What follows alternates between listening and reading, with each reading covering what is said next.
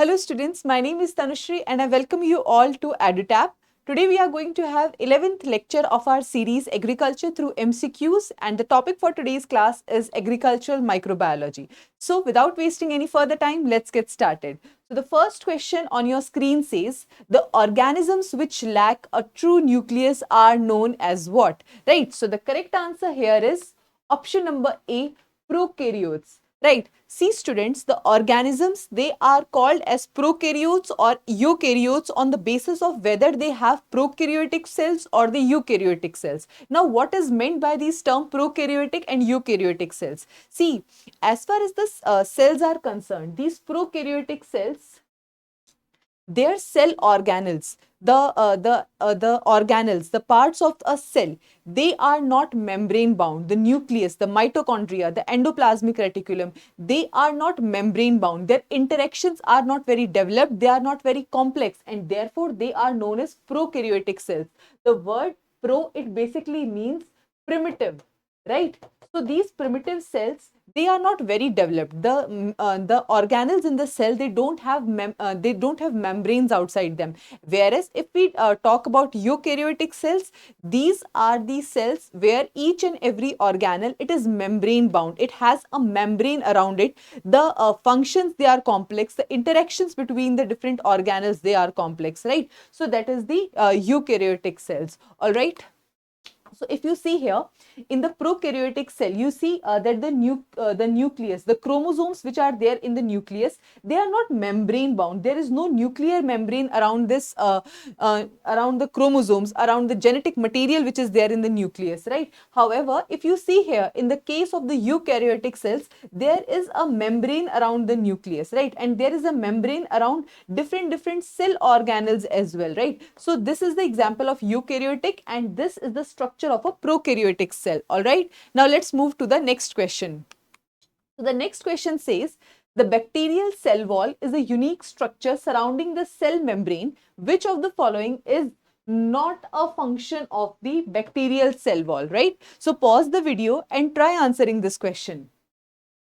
So the correct answer here is option number B. It helps in furthering the effects of the osmotic pressure. No, this is not correct. See, as far as the osmosis as an activity is concerned, cell wall, it does not further it. It tries to counter effect the osmotic pressure. Now, what is osmotic pressure and what is the cell wall and what are its function? Let's discuss them in detail, right? See students, as far as the structure of a bacterial cell is concerned, it looks something like this, right? So first of all, you have a plasma membrane. Now this plasma membrane, it is common both in the plants, animals, human beings, everyone, right? So plasma membrane is there. Outside this, we have this cell wall. Human beings and animal cells, they do not have a cell wall. It is present in the bacterial cells, or you can say the plant cells, right? So there we have this cell wall. Now this plasma membrane, it is very flexible, right? So it is a semi-permeable membrane and it is very flexible. On contrary to this flexible plasma membrane, we have this rigid cell wall out there, right? So cell wall, it is rigid, all right? And secondly, here we talks about countering the effects of the osmotic pressure. Now what is osmotic pressure? See students, the cell wall and the cell and the outside medium, they interact with each other, right, in two ways, either the exchange of gases or the exchange of water, right? Now the exchange of water, it takes place through osmosis, right? Now when the osmosis happens, the water, it has the tendency to move from a less concentrated medium to a high concentrated medium, right? So see, if your cell, the environment inside the cell, if it is less concentrated as compared to the medium outside the cell, as compared to the environment outside the cell, then the water through the osmosis, it will have a tendency to go inside the cell, right? Now see, the water, it is accumulating in the cell, it will enlarge, it will swell, right? Now if because this plasma membrane, it is very flexible, it will allow the cell to swell up, it will allow the cell to enlarge. However, if this osmosis is, it keeps on happening, then there is a tendency or there is a possibility for the cell to burst out, right? Now here comes the function of the cell wall. Cell wall is rigid, it will not allow the cell to swell up after a point. Here it will counter affect the osmotic pressure, right? It will not allow the osmosis to have its effect without any barrier, right? So it has it will put a counter effect on the osmotic pressure. All right, so I think this point is clear to you. What was the next point? Providing attachment sites for the bacteriophages. Now that is absolutely correct. What are bacteriophages? These students, bacteriophages are those viruses which infect a bacterial cell, right? तो ये हो गई bacterial cell, right? Bacterial cell को जिस virus ने infect किया उसको हम कहते हैं बैक्टीरियोफेजेस, राइट? अभी बैक्टीरियोफेजेस बेसिकली करते क्या है, सेल वॉल के ऊपर कुछ प्रोटीन के फॉर्म में, कुछ लिपोपॉलीसैचराइड्स के फॉर्म में कुछ रिसेप्टर्स होते हैं, ठीक है? तो ये जो वायरसेस होते हैं ये अपने आप को अटैच करते हैं उन रिसेप्टर्स से, ठीक है? जो इनकी टेल शीथ होती है वो कॉन्ट्रैक्ट करती है और वो अंदर जाती है सेल वॉल को पेनिट्रेट करते हुए, और इसी जो ये जो ट्यूब डेवलप होती है इसी के थ्रू वो अपना जेनेटिक मटेरियल इंजेक्ट करते हैं, राइट? सो ये एक तरीके से आप कह लो बहुत ही ब्रीफ फंक्शनिंग मैंने आपको बताई है कि बैक्टीरियोफेजेस किस तरीके से काम करते हैं। बैक्टीरियोफेजेस के लिए रिसेप्टर्स का जो काम होता है वो प्रोवाइड करती हैं बैक्टीरियल सेल वॉल्स, राइट? तो बैक्टीरियल सेल वॉल्स पर ही वो रिसेप्टर्स होते हैं जहां पर बैक्टीरियोफेजेस लैंड करते हैं, ठीक है? उसके बाद में आता है they provide a rigid platform for the surface appendages, right? What are surface appendages? ठीक है, आपने देखा होगा कि बैक्टीरियल सेल वॉल के ऊपर कुछ ऐसे हेयर लाइक स्ट्रक्चर्स होते हैं, ठीक है? फ्लैजिला एंड पिलाई। सो इन सब के लिए जो एक रिजिड सरफेस होता है वो होती है हमारी बैक्टीरियल सेल वॉल। वो सारे ओरिजिनेट बैक्टीरियल सेल वॉल से ही होते हैं, ठीक है? सो therefore the correct answer here is option number B. It is option number B which is incorrect. All other statements are correct. All right, now let's move to the next question. Okay, consider the following statements about Gram staining and choose the correct statement. All right, so you have to choose the statement which is correct out of all these. Pause the video and try answering this question. So the correct answer here is option number A, that Gram staining as a method, it is developed by Danish physician Hans Christian Gram in year 1884, right?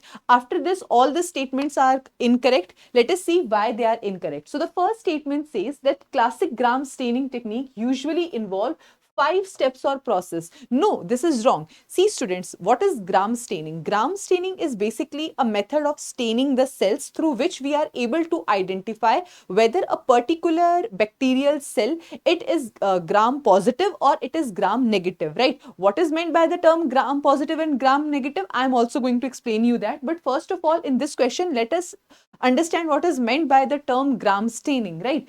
So here in this technique, basically there are 4 steps. So first of all, we stain the bacteria using a crystal violet solution, right? So here both the Gram positive and the Gram negative cells, they will acquire the color, right? They will acquire the blue color. After that, we put a iodine solution. Iodine solution is put on the cells to make sure that the cell, to make sure that the dye, the crystal violet color, it stick to the cell wall and it just does not go away just like that, right?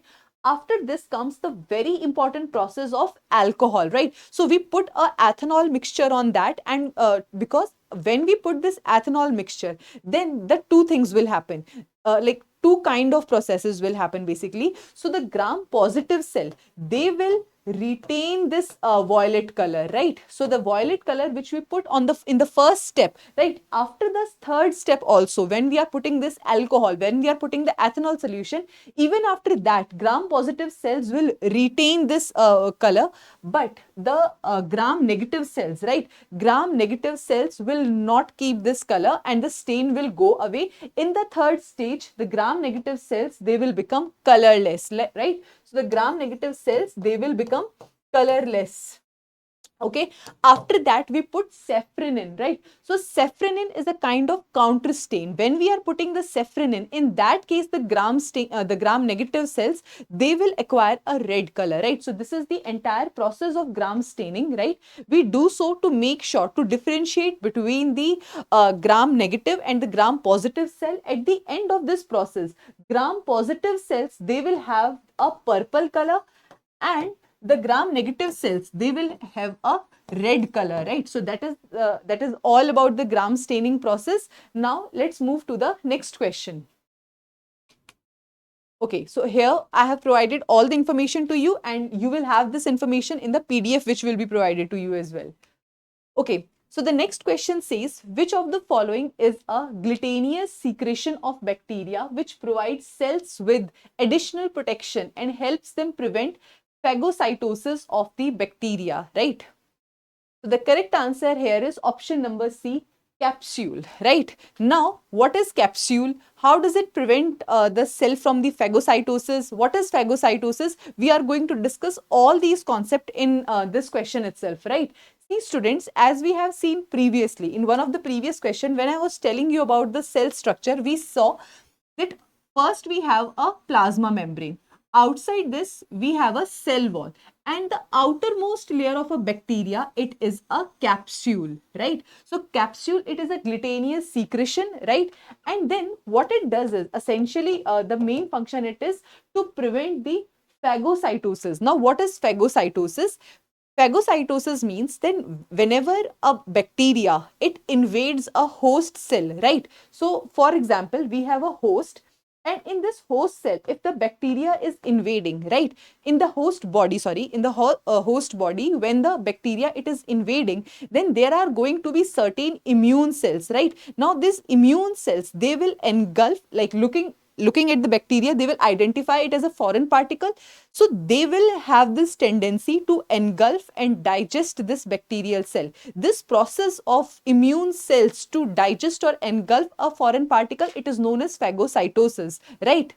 Now what does this capsule does to prevent phagocytosis? It does not allow phagocytosis to happen, or it allows the bacterial cells to to evade this phagocytosis by the immune cells, right? What does it do and how does it do it? Essentially, as I told you, that the cell wall, it has certain receptors, right? Now for the phagocytosis to happen, these phagocytes, the immune cells, they need these receptors to attach themselves to, right? Now what does this capsule essentially do? It obscures those receptors, and then it will prevent the phagocytosis to happen. ठीक है, जो हमारे phagocytes होते हैं उनको receptors की जरूरत होती है. receptors cell wall के ऊपर होते हैं in the form of proteins. ठीक है, जब उनको ये प्रोटीन्स मिलते हैं तो वो अपने आप को इन सेल्स के, बैक्टीरियल सेल्स के साथ अटैच कर लेते हैं. ठीक है, कैप्सूल क्या करता है? इन रिसेप्टर्स को ऑब्सक्योर कर लेता है, ढक लेता है. ठीक है,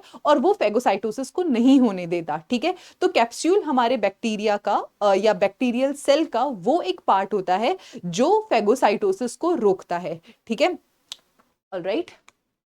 तो हाँ, if you see, this is the plasma membrane. ये प्लाज्मा मेम्ब्रेन हो गई अंदर वाली. उसके बाद बाहर we have this cell wall, and the outermost layer is the capsule. Alright, let's move to the next question. अच्छा, before we move to the next question, here we have written what is meant by the term virulent factor. See, virulent factor basically means virulent factor किसी भी cell का वो एक part होता है जो उसकी पैथोजेनाइसिटी को बढ़ाता है. पैथोजेनाइसिटी को मतलब कि एक बैक्टीरिया हो गया या कोई भी सेल हो गया, उसकी कैपेबिलिटी कि वो किसी होस्ट बॉडी को इन्वेड कर सके, वहां पे उसको इन्फेक्ट कर सके, डिजीज स्प्रेड कर सके. ये जो पैथोजेनाइसिटी है, इसको इंक्रीज करने का काम कौन करता है? कैप्सूल करता है. क्यों करता है वो अभी हमने देखा, क्योंकि वो फेगोसाइटोसिस को रोक देता है. ठीक है, तो I think this much is clear to you. Now let's move to the next question. Among the following statements, choose the incorrect statement about the flagella. Okay, so like there are different kinds of flagellas. You have to tell me which one of them is incorrect, right? So the correct answer here is option number C, amphitrichus and peritrichus. These both are given, are wrongly given. Why they are wrong? Let me tell you here. See, flagellas are basically these hair-like strands which helps in the locomotion activity of a bacterial cell. In the case of monotrichous flagella, we have just one flagellal strand, right? So single flagella on one side. Then in the case of lopotrichous, we have a tuft of flagella on one side. Tuft of flagella means a group of flagellas on one side, not on any other side, just on one side. In the case of amphitrichus, right, there are single और a group of flagella on both the sides. ठीक है, या तो एक होगा और ये group में भी हो सकते हैं, एक भी हो सकता है और यहाँ पे ऐसे ग्रुप में भी फ्लैजिलाज हो सकते हैं, पर ये दोनों साइड होंगे एम्फी के केस में.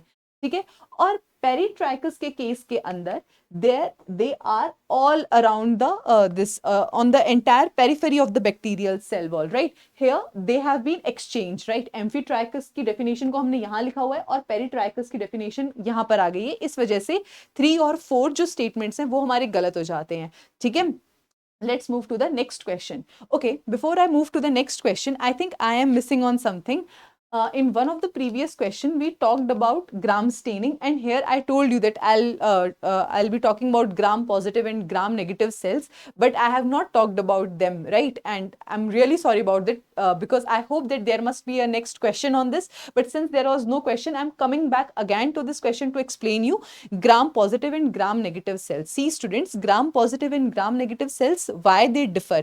Because you see, in the gram positive cells, there is a very thick layer of the peptidoglycan, right? See, there is a very thick layer outside the cell wall of the peptidoglycan, right? But in the gram negative cells, this peptidoglycan layer, first it is very thin, and secondly there is an outer membrane of the polysaccharides as well, right? So this is the difference. In the gram positive we have just one layer of peptidoglycan, but in the gram negative cell, this peptidoglycan layer, one, it is very thin, and two, it is also surrounded by another outer membrane, right? So this is the basically the difference between gram positive and gram negative. All right, now let's move to the next question.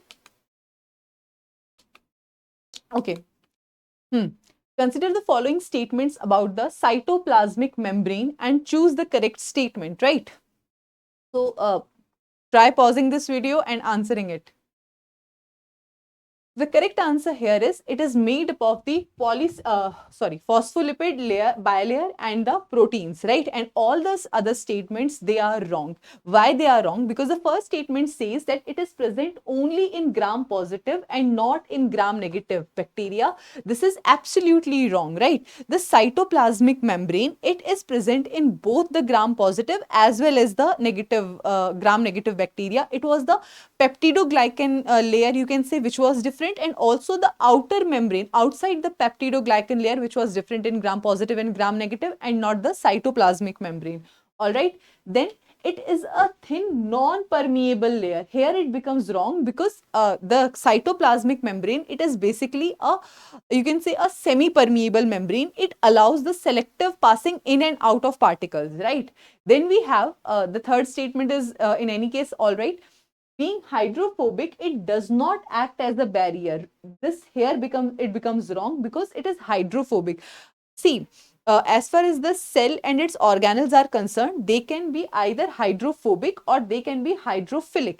Hydrophilic are basically those cell organelles which get dissolved in the water medium, and hydrophobic does not, right? So since the cytoplasmic layer, it is hydrophobic, it will act as a barrier, right? It will prevent the outflow of the cytoplasmic constituents, the cell organelles which are there in the cytoplasm. It will prevent them, it will prevent its outflow, right? Because they are hydrophilic, they have the tendency to move towards the water. All right, so the hydrophobic cytoplasmic layer will prevent this outflow. All right, now let's move to the next question. See, this is what the cytoplasmic membrane looks like, and here you can see in these protein formations, there is a passage for the in and outflow of the material for the exchange of gases and liquids. Therefore, it is not a non-permeable but a semi-permeable membrane, right? Let's move to the next question. Which of the following cell organelle act as a platform for the protein synthesis, whereby they receive the genetic commands and translate these into the form of specific proteins. So the correct answer here is option number A. Inside a cell, it is the ribosomes where the synthesis of the proteins happen, and these ribosomes, they are attached to the endoplasmic reticulum. See, आपने cell में देखा होगा बचपन में भी कि nucleus होता है, न्यूक्लियस के चारों तरफ एक ट्यूबुलर स्ट्रक्चर होता है, समथिंग लाइक दिस, ठीक है। इसे हम कहते हैं endoplasmic reticulum. This endoplasmic reticulum again it is of two types, smooth endoplasmic and rough endoplasmic. Rough endoplasmic reticulum is rough because of the presence of ribosomes, ठीक है। इसी के ऊपर ऐसे small dotted structures you will see, these are the ribosomes, and at these ribosomes protein synthesis will happen. All right, therefore the correct answer for this question is option number A, ribosomes. All right, now let's have the last question for today's class. In which of the following phases of the bacterial growth no appreciable growth in the bacterial cell is witnessed, as the cell takes time to adapt to new environment? All right, so the correct answer here is option number A, leg phase. Now what is meant by these different phases? Let me explain you. See students, whenever the bacterial inoculation happen, right, so whenever the bacteria it is introduced or it introduces itself into a new environment, a new host, a new body, you can say, right, a new medium, you can say. So in that the growth of the bacteria, it happens in 4 phases, right. The first one is the lag phase. In the lag phase there is almost nil or very less growth of the bacteria. Now why does it happens? It happens because the bacteria, it has just been inoculated, it has just been introduced, so it will take its time to adapt to the new environment. It is not used to that environment. The bacteria, it requires to know its environment, ठीक है। उसको देखना पड़ेगा कि वो किस environment में है, उस environment को adapt करने में जो time लेता है उसको कहते हैं lag phase, ठीक है। तो यहाँ पर बैक्टीरिया की जो सारी एनर्जी है वो जा रही है इस चीज में कि वो अपने एनवायरनमेंट पे अडेप्ट हो सके। तो यहाँ पर हमारी पॉपुलेशन की बहुत ज्यादा ग्रोथ नहीं होती है, बैक्टीरियल पॉपुलेशन की ग्रोथ बहुत बिल्कुल भी ज्यादा नहीं होती है, ठीक है। उसके बाद में आता है लॉग फेस, ठीक है। लॉग फेस हमारा वो फेस होता है जब अडेप्ट हम कर चुके हैं और अब हमारी बैक्टीरियल पॉपुलेशन जो है वो एक्सपोनेंशियली बढ़ेगी, ठीक है। तो ये हो गया हमारा लॉग फेस। लॉग फेस के बाद आता है स्टेशनरी फेस। स्टेशनरी फेस तक आते आते हमारे जो बैक्टीरियाज होते हैं उनका न्यूट्रिएंट या तो खत्म हो गया होता है, या जिस मीडियम में हमने उन्हें इंट्रोड्यूस कराया होता है उस मीडियम की टॉक्सिसिटी इतनी ज्यादा बढ़ गई होती है कि the number of cells which are produced, ठीक है, जो नए सेल्स होते हैं और जो सेल की डेड होने वाली पॉपुलेशन होती है वो ऑलमोस्ट इक्वल होती है। और यहाँ पर हमारी जो हमारी ये कह लीजिए जो बैक्टीरियल पॉपुलेशन है उसकी ग्रोथ एक्सपोनेंशियल होने की बजाय स्टेशनरी हो जाती है। स्टेशनरी मतलब उसमें कोई चेंज नहीं आता, ठीक है, तो उसे हम कहते हैं स्टेशनरी फेज। उसके बाद में आता है डिक्लाइन फेज। जब हमारा जो हमारी बैक्टीरियल पॉपुलेशन है वो डिक्लाइन होना स्टार्ट हो जाती है, उसे हम कहते हैं डिक्लाइन फेज, ठीक है। और यहाँ पे 2 टर्म्स और लिखे गए, टोटल काउंट और वायबल काउंट। इसका क्या मतलब होता है? टोटल काउंट का बेसिकली मतलब होता है total number of bacterial cells, whether they are able to multiply और नॉट, राइट, तो उसे हम कहते हैं total population, total count sorry. और वायबल काउंट का मतलब होता है हमारे नंबर ऑफ वो cells which are capable of multiplying, ठीक है, वो सेल्स जो अपने आप को मल्टीप्लाई कर सके उन्हें हम लेते हैं वायबल काउंट के अंदर। टोटल काउंट के अंदर सारे सेल्स आते हैं, चाहे मल्टीप्लाई हो पा रहे हैं या नहीं हो पा रहे हैं, वो सारी बैक्टीरियल पॉपुलेशन आ जाती है उसके अंदर, ठीक है। So that was about total count and viable count. Alright, okay, so here we have a homework question for today's class. Gram staining is an example of which of the following kind of strains, right? And let me tell you, this is a PYQ, right? This question, it was asked in one of the previous years in CCI examination, and therefore we have we have kept it here. All right. Okay, so before we end this class, let's have a look at the previous class's homework question. The shoot fly attacks a plant at which of the stages, right? Okay, so the correct answer here is seedling stage. A shoot fly, it attacks at the seedling stage. All right, now let's Okay, so with this, we come to an end of our today's class. And to have the PDF of this class, please go to our Telegram channel, join it, and there you can have access to all our YouTube sessions and its PDFs. All right. So with this, we come to an end of our today's class. I hope you like this lecture, and if you have any feedback, please do write it below in the comment section. Thank you for being there with me.